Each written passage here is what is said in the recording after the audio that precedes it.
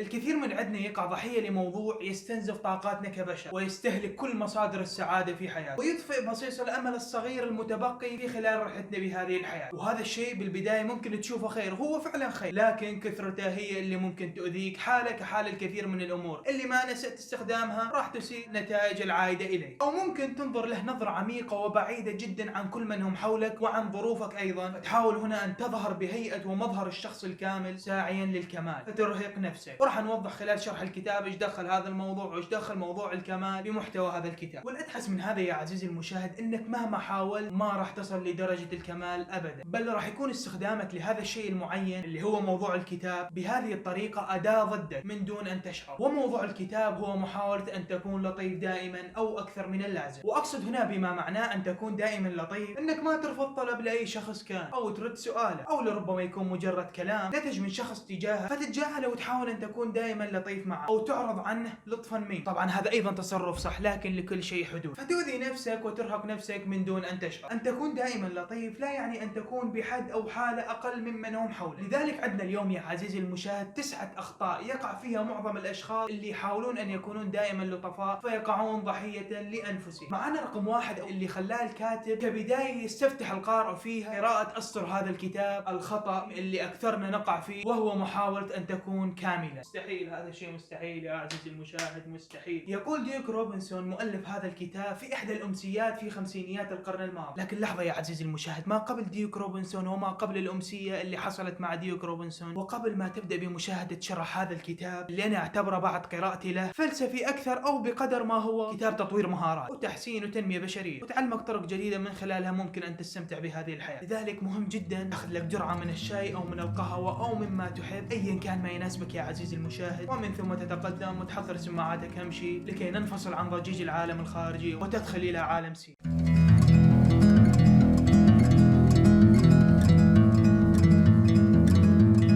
السلام عليكم، معكم سالم وانتم حاليا بقناة سي. نقرأ نستمع فنحيا، ولأن القراءة أسلوب حياة وفن من فنون الارتقاء في هذه الدنيا، وتعتبر الكتب نقلة من العتمة إلى النور ومن الجهل إلى العلم. ووفقا لهذه الكلمات وهذا الكلام يا عزيزي المشاهد، هدفنا من فكرة القناة أني أقرأ كتاب لوحدي أفهمه، أستخرج الخلاصة منه، ما هو المهم وما هو الأهم، ثم أقدم لك من خلال هذا المقطع يا عزيزي المشاهد. انضم لقائمة أصدقاء سين، هذا الشيء مهم جدا بالنسبة لي. انضم معنا نكبر الليست أكثر ونفيد أكبر قدر من الأشخاص. مشاهدة ممتعة. يقول ديك روبنسون في إحدى الأمسيات في خمسينيات القرن الماضي: كنت وقتها ما زلت شاب ومبتدئ أو في بداية رحلتي في هذه الحياة، وألقي محاضرة تدريسية لبعض الأشخاص أو عدد كبير من التلاميذ اللي كانوا من المرحلة الثانوية. وأثناء هذه المحاضرة استخدمت مفردة التحير بدلا من مفردة الحيرة. طبعا هذا الكلام بالإنجليزي، يعني بدلا من أن يقول ببلكشن راح نطق ببلكسن. طبعا ما أعرف إن شاء الله أكون نطقتها صح، رهبة الكاميرا، والله رهبة الكاميرا هذه. المهم ومرت السالفة وخلاص وانتهت المحاضرة وما حد انتبه. طبعا هذا الشيء باعتقاده، لكن اللي انتظره أكبر. من سوء حظه كان أحد الحاضرين في هذه الأمسية شخص من الأساتذة ومن هم مشرفين على إلقائه لهذه المحاضرة التدريسية. وبعد ما انتهت اللكتشر وخلصت، جاء هذا المشرف لديك روبنسون بينما كان يقف مع زملائه وأخبره بالخطأ الفادح الذي اقترفه، وقال له: بالحقيقة لا توجد هناك كلمة التحير، كان يجب عليك أن تنطق كلمة الحيرة. طبعا هذا الأستاذ هدفه فقط أن يوضح الخطأ اللي اقترفه حتى لو كان بسيط، لكن شغلة الأساتذة يوجهون التلاميذ أو يعرفوهم، أو يمكن لأنه كان هو المشرف فمن الطبيعي أنه نبه على هذا الخطأ وبس. خلاص المدرس أعطاه الكلمتين وراح، يلا خلاص سلام. لكن الصدمة يا عزيزي المشاهد، الموضوع لم ينتهي عند هذه اللحظة بداخل ديك روبنسون أو داخل عقله. يقول: بقيت هذه الكلمة تؤثر فيني إلى مدى بعيد جدا وسنوات وفترة طويلة، وكنت كل ما أتذكر هذا الموقف أتألم وبشدة، والسبب لأنه كان محقا في تلك اللحظة. يقصد أنه الأستاذ كان على صواب في تلك اللحظة، وأنا كان موقفي في تلك اللحظة على خطأ، أو كنت لم أبدو بالمظهر الكامل أو بهيئة الشخص الكامل في ذلك الحين. لكن الآن وبعد كل هذه السنوات، طبعا هو يتكلم يسرد بالكتاب ووضعه الحالي، أدركت أني كنت أبذل جهدي وتعبي لكي أكون شخص كامل وأطلب شيء فوق طاقتي كبشر. وأدركت أيضا أن هذا هو أحد أسباب تعاستي في هذه الحياة، ولن أتحرر من هذه المعاناة إلا عندما أعترف بها، أعترف بحقيقة أني شخص غير كامل ولن أكون كاملا أبدا. هاشتاج المثالية المبتذلة قد تقتله. طبعا لازم نسوي له هاشتاج على الجدار واي مكان، ان شاء الله نسوي له بالمستقبل. محاولة ان تكون دائما لطيف او ان تكون شخص دائما مثالي وكامل هي صفة نوعا ما موجودة عند كل البشر منذ ان يترعرع منذ الصغر. يعني هذا حالة اجتماعية، والحالة الاجتماعية يعني طريقة حياة الكثيرين او اسلوب حياة العديد منا. وعادة ما يكون اسلوب الحياة هي عادات متوارثة ان صح التعبير عنها يا عزيزي المشاهد. او بصورة اقرب خلينا نوضحها لكم بمثال، لاني اعرفك تحب الامثلة يا عزيزي المشاهد. اعطينا لايك اذا بعد ما كنا اعطيتنا لايك. طبعا هو بس يساعد انه يظهر المقطع لاكبر عدد من الاشخاص، وانه هذا هدفنا، انه نفيد اكبر عدد من الاشخاص ان شاء الله. خلاص لا تلعب هذا الموضوع، يلا كمل. اوكي اسف. لربما يا عزيزي المشاهد انت تكون مريت بموقف جميل رائع حصل معك، او خلينا نذكر مهارة اكتسبتها او خبرة جديدة، او فور اكزامبل حاولت تصنع شيء بالبيت، او تعد طعام او طبخة او نشحت بايدك، او طبعا هذا من باب الصدفة انه ينجح شيء بايدك وانت تطبخ. راح تشوف نفسك متشوق انك انجزت شيء معين وقدمت شيء للبشرية.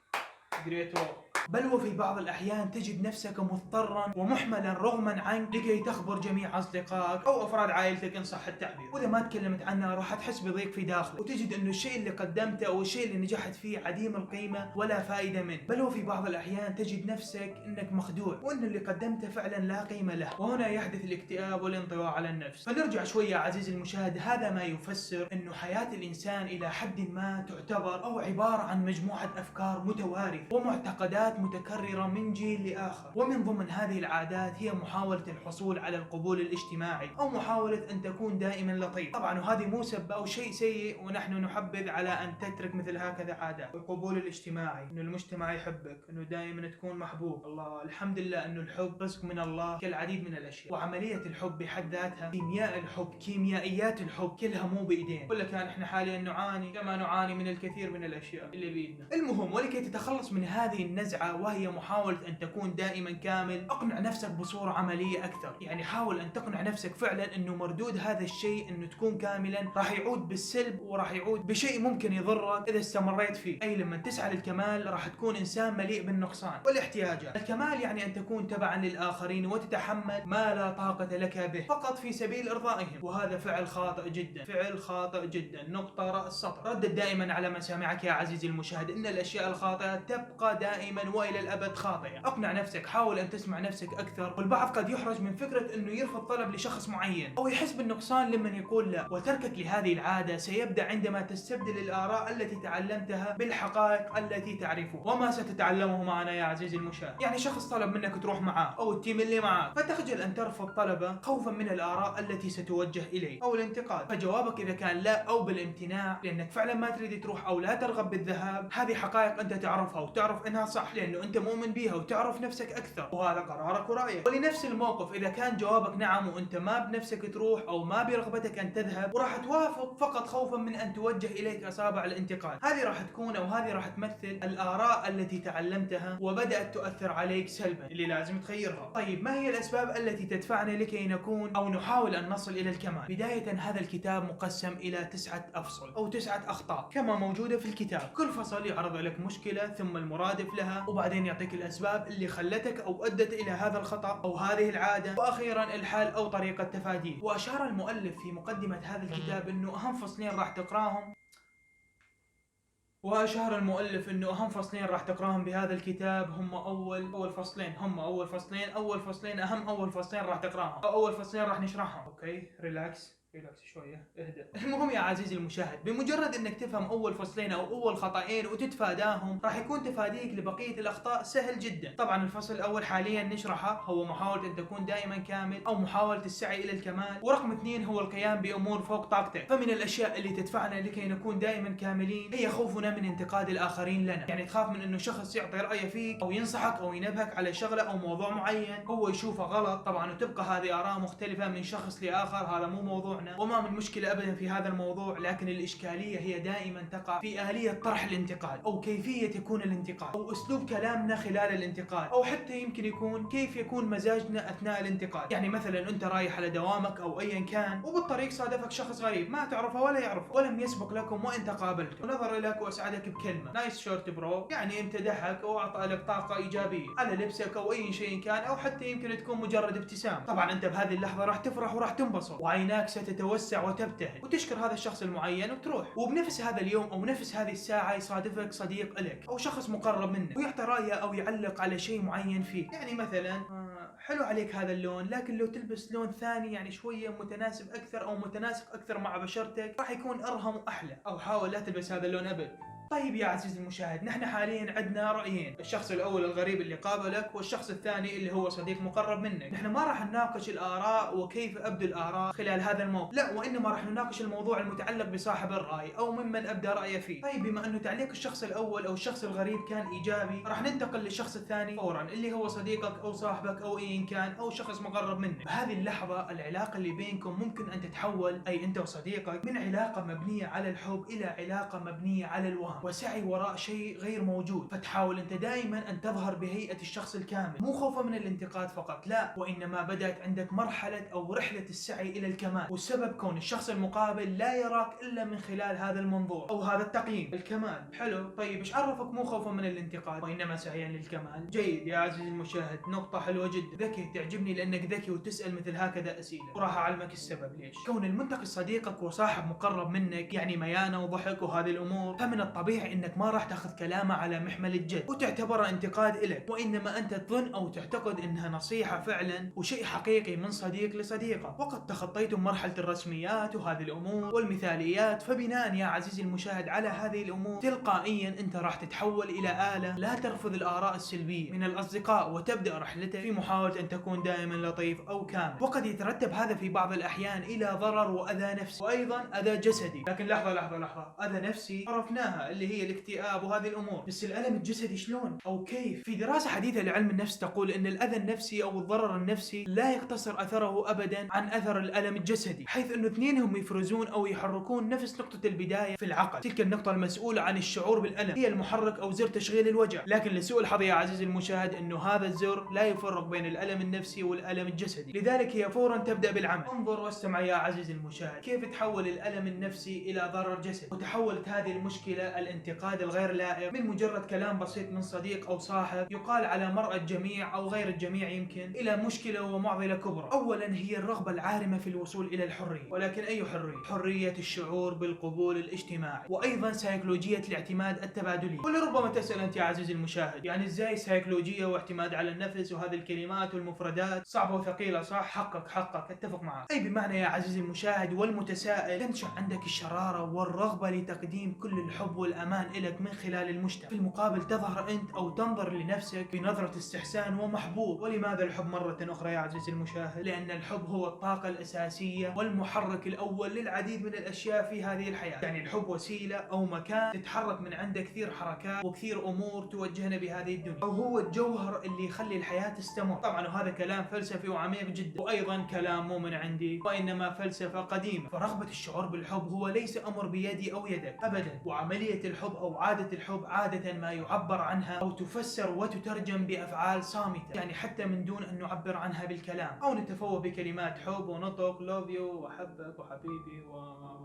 يعني. ثانيا اللي يعبر عنه بالحب الغير مشروط. طيب الحب الغير مشروط يعني لما يجي شخص غريب ويساعدك في موضوع معين ويحل لك مشكلة أو أمر ما من دون أن تطلب منه أو من دون أن تسأله، يعني راسا يجي ويبادر ويساعدك وبالمقابل يرفض أي عائد مادي أو أخذ مقابل أو ثمن لأنه قدم لك هذه الخدمة أو ساعدك، هذا هو اللي يعتبر الحب الغير مشروط أو الاستحسان. الخلاصة من الفصل الأول تخلص من فكرة أنك كامل، فالسعي للكمال يؤذيك أكثر مما يجعلك تشعر بأنك شخص طيب ولطيف ومحبوب وفي ليفل عالي. رقم 2 أو الخطأ الثاني القيام بأمور والتزامات تفوق طاقتك كبشر. هذا الخطأ الثاني أو المشكلة الثانية اللي نقع فيها تحمل أمور فوق طاقتنا كبشر، فمحاولة حمل عبء كل الأمور التي نقوم بها أمر يفوق طاقاتنا وأمر مرهق جدا. أول شيء راح يأثر على نفسيتك بالمرتبة الأولى، لأن هذا أيضا راح يعتمد على عدم رفضك لأي طلب، وهذا بحد ذاته إرهاق جسدي قبل ما يكون إرهاق نفسي. وإذا الإنسان تأذى نفسيا أي داخليا ماذا تبقى له لكي يعيش من أجله؟ فكر فيها. باختصار راح تشوفه يفقد كل دوافع الاستمرار في هذه الحياة. وهذه النقطة بالتحديد وفكرة هذا الخطأ يعلمك أو يدربك كيف تقول كلمة لا لكن عند اللزوم، ولا أيضا عندما تحمل نفسك فوق طاقة. في سبعينيات القرن الماضي وكما هو الحال والمتعارف عليه أنه العائلات الأمريكية يحبون أو يرغبون بتربية الحيوانات الأليفة في منازلهم. طبعا هذا نحن مثل ما نشوفه بالأفلام والمسلسلات اللي نتابعها. كان لديك روبنسون كلب صغير، يقول خرجت في أحد الأيام لأضع الطعام لكلب الصغير ذي اللون الأسود والفضة، انتبه على التفاصيل ها. فلم أراه فشرعت بالصفير، ولكن هوب هنا المفاجأة، حاولت مرارا وتكرارا أن أصفر لكنني لم أستطع. والغريب بالموضوع هو أني أعرف نفسي جيدا أني أجيد الصفير وبشكل جيد، لكن بهذه اللحظة لم أستطع، فشعرت بالقلق وأن هناك شيئا ما. في اليوم التالي زرت الطبيب رغم علمي بأنني لا أعاني من أي أضرار جسدية أخرى، وشرحت له المشكلة التي واجهتني بالتفصيل الممل. المهم بعد ما قام هذا الدكتور ببعض التحاليل وانتهى منه، سألني سؤال: كم ساعة تعمل في اليوم؟ ما أعرف كم ساعة بالضبط، لكن أعمل لوقت طويل جدا. بس وين الربط يا دكتور؟ إيش دخل ساعات العمل بالمشكلة اللي واجهتني؟ فطلب مني بتحديد أو مراقبة أوقات عملي أو الجهد الذي أبذله خلال الأسبوع ولمدة 3 أسابيع. وبعد ما كمل صاحبنا المدة ورجع مرة أخرى للدكتور وأعطاه قصاصة صغيرة تبين عدد الساعات اللي كان يشتغل فيها، وكانت 68 اور 68 ساعة أسبوعيا. هنا استغرب الدكتور مرة أخرى: 68 ساعة تعمل؟ يا ظالم. لكن حق هذا الدكتور أجنبي يعني عادي، اللي يشوف اللي عندنا يشتغلون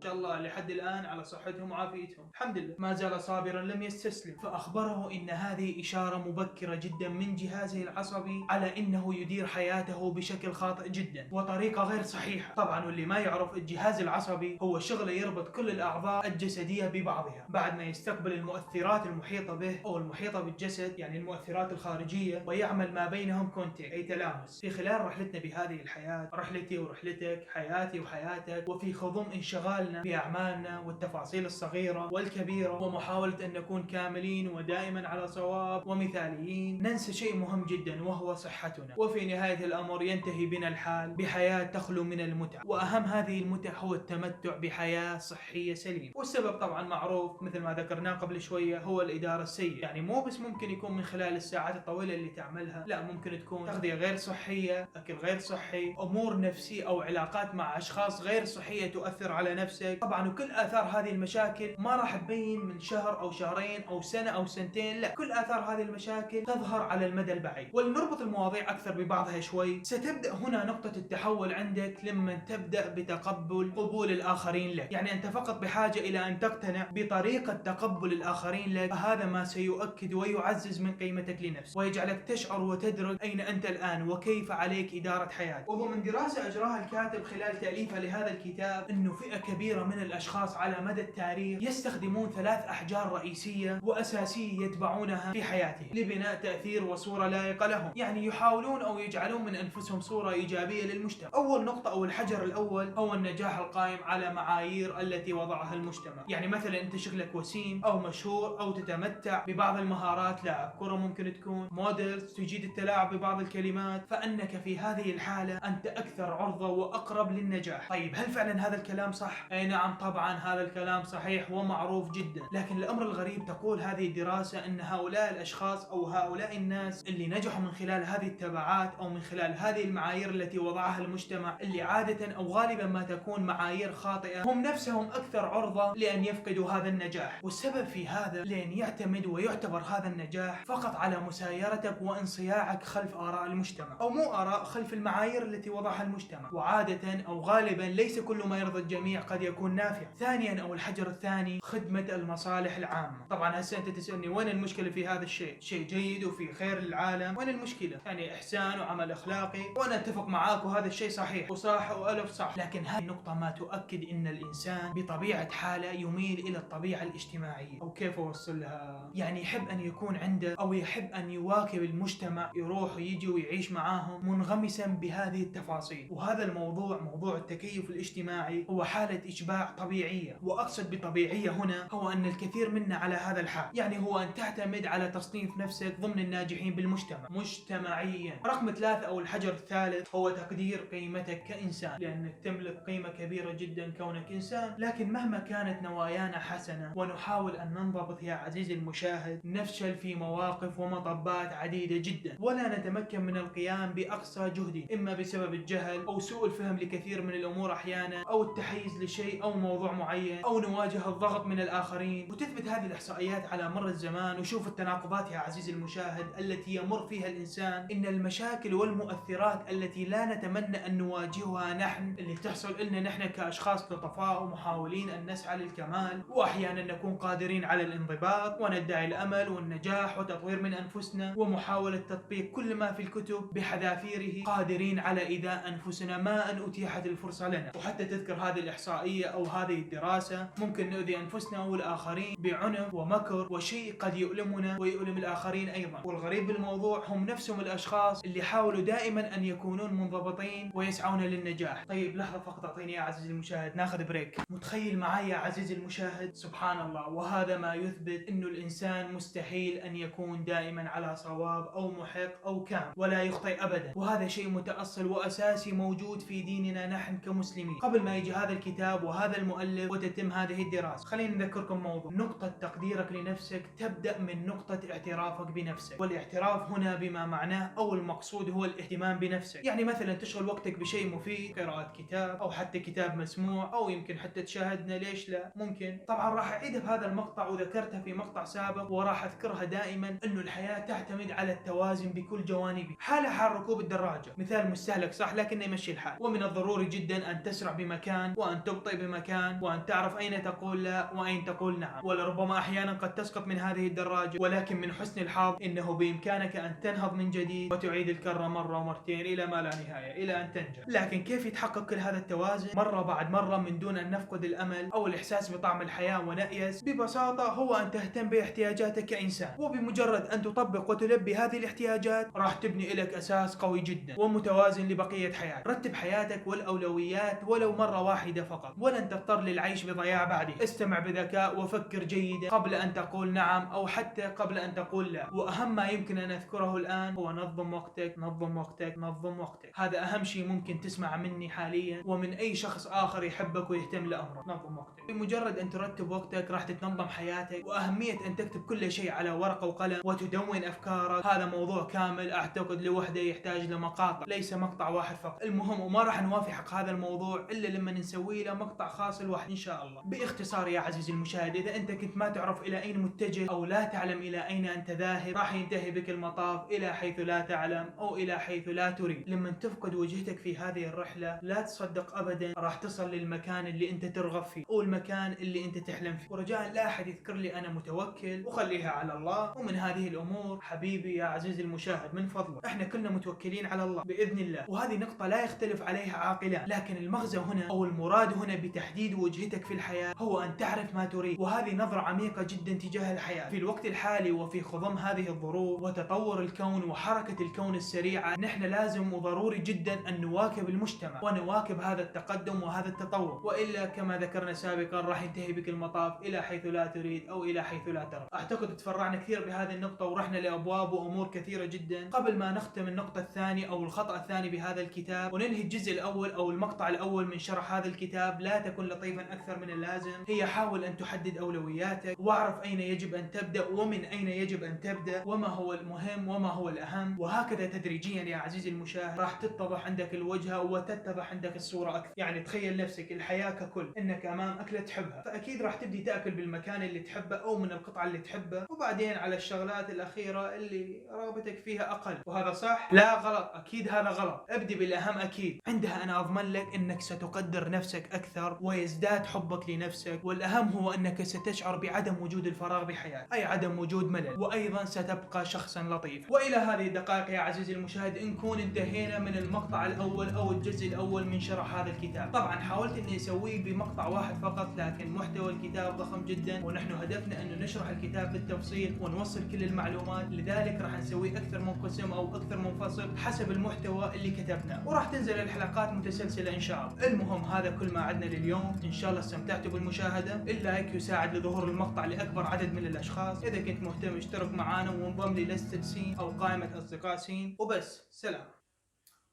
ايش رايكم بالديكور والحركات والكتب؟ يعني التصوير والإضاءة إن شاء الله أحسن. مشاهدة ممتعة.